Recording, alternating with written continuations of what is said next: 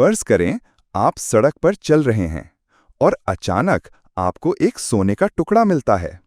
आप इसे उठा लेते हैं और फौरन दिलचस्पी और तजस्सुस पैदा हो जाती है।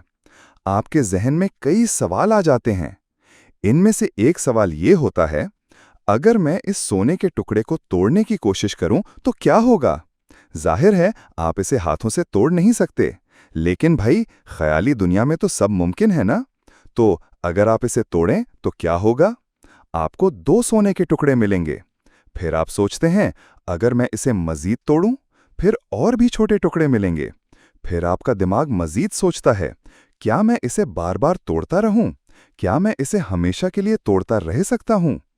तो आज हम इसी बारे में बात करेंगे। हम बात करेंगे एटम्स के बारे में, यानी नाकाबिले तकसीम ज़र्रात क्या होते हैं। ये एक ऐसा सवाल था जिस पर कदीम फ़लसफ़ियों ने गौर किया। हिंदुस्तान, यूनान, रोम और शायद कई और जगहों पर।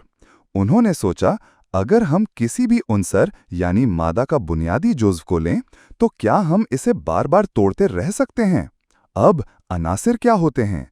ये वो तकरीबन 100 बुनियादी ब्लॉक्स हैं जिनसे कायनात की हर चीज़ बनी हुई है। सोना भी उन्हीं में से एक उनसर है। तो बहुत से फ़लसफ़ियों ने सोचा कि नहीं, शायद आप हमेशा इसे तोड़ नहीं सकते। शायद एक वक्त ऐसा आएगा कि आपको एक आखिरी सबसे छोटा टुकड़ा मिलेगा जो अब मज़ीद तकसीम नहीं किया जा सकता।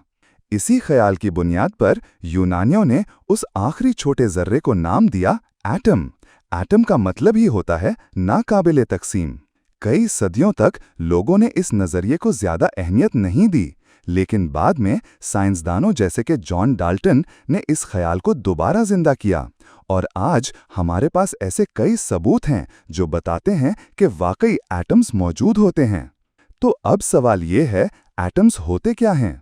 एटम्स को यूं समझें, ये किसी भी उनसर का सबसे साथ मौजूद होती हैं होता है जिसमें उस उनसर की तमाम खसूसियात मौजूद होती हैं। यही बुनियादी तामीराती ब्लॉक होते हैं।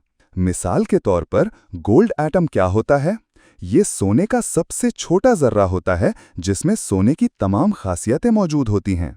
इसी तरह कार्बन एटम वो सबसे छोटा ज़र्रा है जो कार्बन की तमाम खसूसियात रखता है।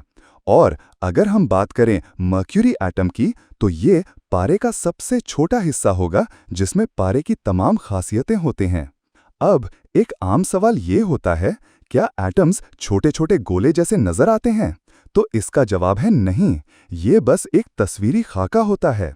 हकीकत में एटम्स इतने छोटे होते हैं कि उन्हें माइक्रोस्कोप यानी खुर्दबीन से भी नहीं देखा जा सकता। तो फिर एटम्स कितने छोटे होते हैं?